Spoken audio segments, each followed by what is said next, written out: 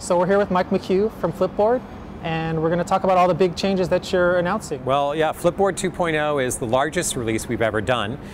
We've been working on it for well over a year, and it's really the second generation product for us. The first generation was really about reading and discovery and consumption, but now we're adding curation and the ability to create your own magazines out of content that you find on Flipboard or around the web. So the first version was really about the mechanics of flipping through and sort of a new way of discovering content, whereas it seems like now you're sort of unleashing those tools for every user to create their own magazine. People, may know a lot about horseback riding, but they don't know how to create a blog.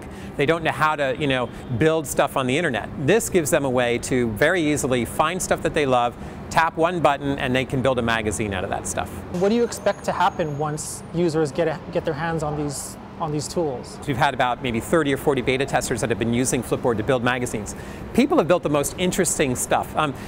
For example, people have built magazines about Japanese gardens or gardens that hang from walls. Entire magazines about this kind of stuff. Flipboard allows you to create your own. Each person create their own personal magazine, right, in a digital format. What does that mean for the publishing industry?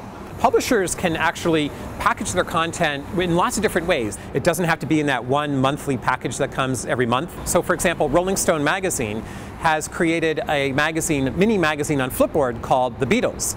And they've taken all their archival content, interviews with John Lennon, photos, going way back, and they've put it together in this one magazine. They even included sound clips from SoundCloud, and you can listen to this magazine and flip through it. It's an absolute pleasure to use. And I think this is really pretty cool because it gives publishers a way to repackage their content to really zero in on what people are really interested in. Can you talk about the e-commerce part of this? Etsy is a huge new partner for us. You can flip through their entire catalog, and any of those items you can actually purchase right on Flipboard. You can put them in a shopping cart, collect them as you're going through, and then check out using one button. And then, of course, any of those items from Etsy can be flipped into a magazine.